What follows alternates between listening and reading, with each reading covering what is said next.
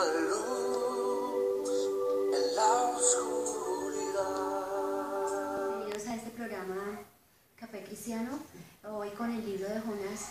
Jonás fue un profeta menor de las 10 tribus de Israel cuando Jeroboam II era el rey. Este pueblo estaba azotado, había sido azotado por el imperio babilónico y por el imperio persa. Entonces, como ustedes se imaginarán, después de una guerra, como quedan sin trabajo, huérfanos, viudas, sin esperanzas, tristes, llorando por sus muertos, por las familias que quedaron esclavas. Entonces había sido un pueblo, era un pueblo desconsolado. Y Jonás asume el papel de consolar, de aconsejar, y este fue realmente la visión de ese profeta en ese entonces. Pero el libro de Jonás no es la vida de ese profeta, sino tomaron el nombre de ese profeta y lo hacen como una historia de ficción. Entonces vamos a ver qué nos cuenta esa historia.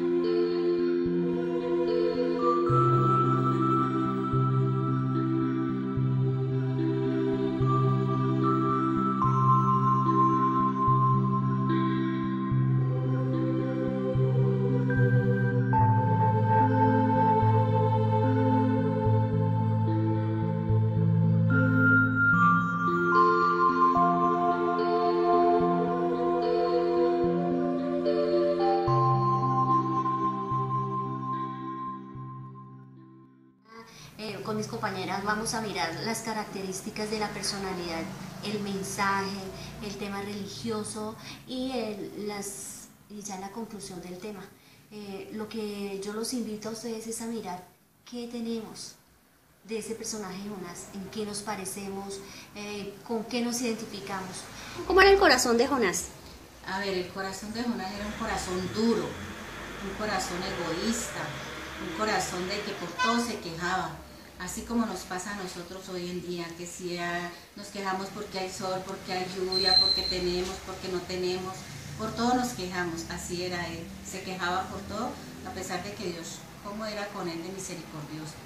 Lo lleva al vientre de ese pez 3 días. ¿Qué opina de ese trabajo del Señor en el corazón de Jonás? Pues que él allí fue donde él ya recapacitó y clamó a él para que él lo ayudara. Fue así cuando ordenó al pez que lo tirara a tierra. ¿Y esa tierra firme qué representa? Esa tierra representa de que nosotros tenemos que reconocer que nos equivocamos, que somos pecadores y que muchas veces, a pesar de que decimos que amamos a Dios, hacemos todo lo contrario.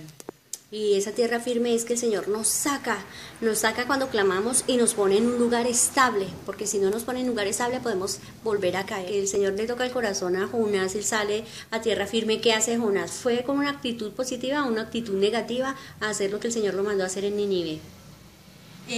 Negativa, igual va y lo hace, pero en su rebeldía, y anuncia esa noticia que el Señor le envía. Igual se rescata el pueblo de Nínive, donde Dios iba a desaparecer este pueblo, pero hay la conversión en este pueblo. Hay la conversión de los del pueblo, más todavía no de Jonás, porque ¿qué pasa cuando Jonás se hace debajo de la planta de ricino?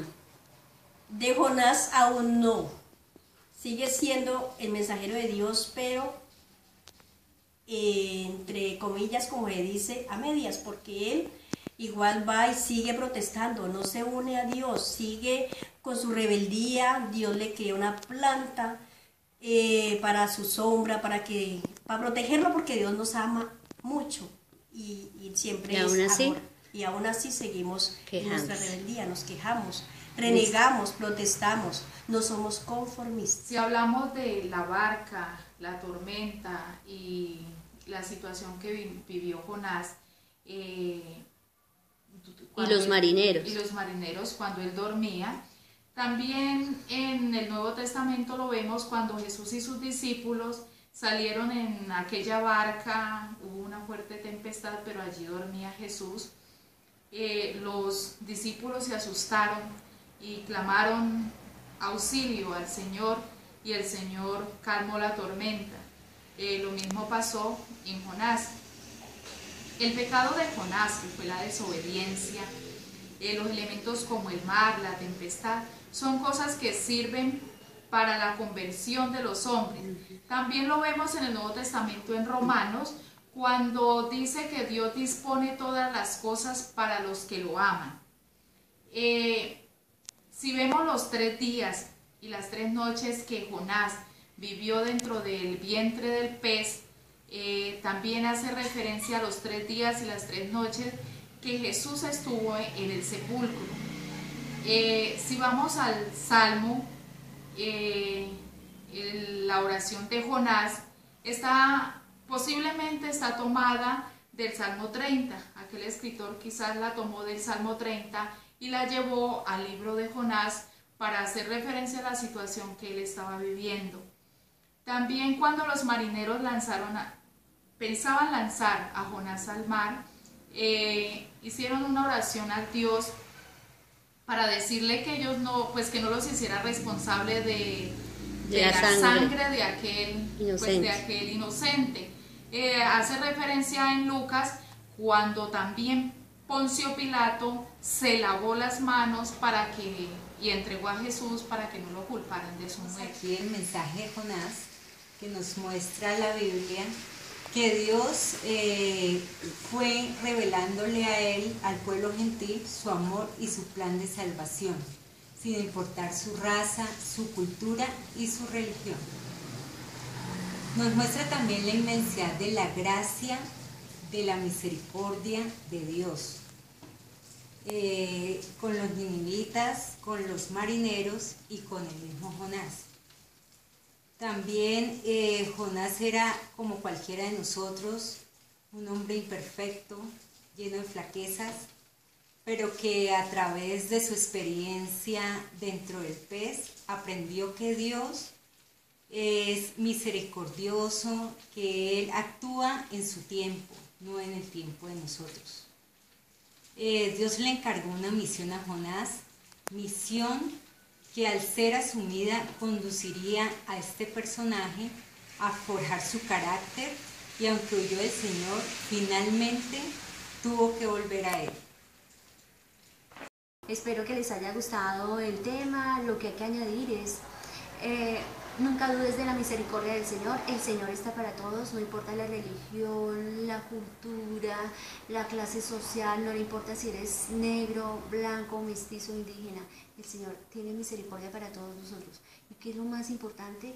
Decía Jonás dentro del vientre: en mi angustia clamé al Señor y Él me escuchó. Dentro del abismo de este vientre pedí auxilio y el Señor me atendió. Esto es para que sepas que no importa que hayas tocado, al Señor no le importa que hayas tocado fondo, no le importa tu pasado, no le importa quién eres, si fuiste bueno o eres malo, a Él no le importa, no le importa. Lo único que le interesa es ayudarte. Entonces, cada vez que te sientas angustiado, siempre que lo necesites, siempre acude a Él, porque Él siempre va a estar ahí para ti. Muchas gracias, nos vemos en el próximo programa.